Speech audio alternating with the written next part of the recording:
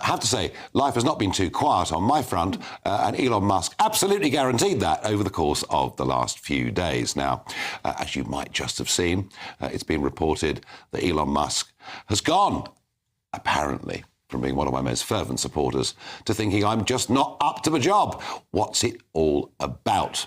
Well, it's all about somebody who calls himself Tommy Robinson. He's a campaigner. He campaigns on grooming gangs and many other things. And fine, if he wants to be a campaigner, that's great. But I'm a political leader, and I don't think somebody with a long list of criminal convictions is the kind of person I want to be associated with. Well, Musk took a rather different view, as indeed many Americans do. Many Americans see Tommy Robinson as an absolute hero for free speech. I don't think he's wrong in everything he says, and I do question why he's in prison and being kept in solitary confinement. But I do think that much of what he says is kind of heading towards almost a religious war against the whole of Islam, as opposed to saying there are problems within that religion that we need to deal with. So I wasn't going to budge on that position, and that's why I got the tweet from Musk. But since then, he's retweeted me twice, and who knows, maybe we'll make up. But of bigger and deeper significance than me is he has been really on the attack against the government, on the attack against the Prime Minister, on the attack against Minister Jess Phillips. Why is he doing it?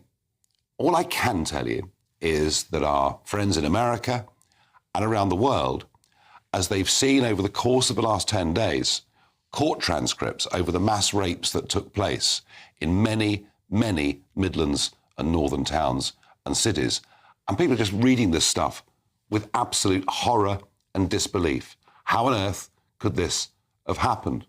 And I have to say, much of the reason we're having this debate is actually down to Charlie Peters, GB News' own reporter, who now says that he now believes that there are at least 50 towns and cities in our country in which these mass rapes were occurring. So that's why Musk has been lashing out, and many others have too.